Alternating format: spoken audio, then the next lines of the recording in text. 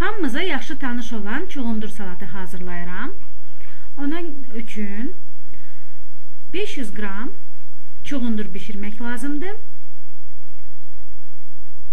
Onu iri rəndədən keçirib, üzərinə 100-150 qram doğranmış qoz ləpəsi artırmaq lazımdır. Sonradan 5-6 diş rəndelənmiş sarımsaq və mayonez qatmaq lazımdır.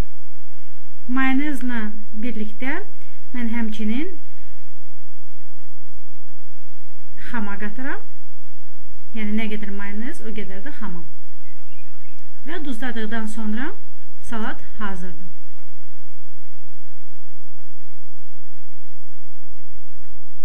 Beləliklə, çox tez və asan, əlbəttə ki, dadlı salatımız hazırdır.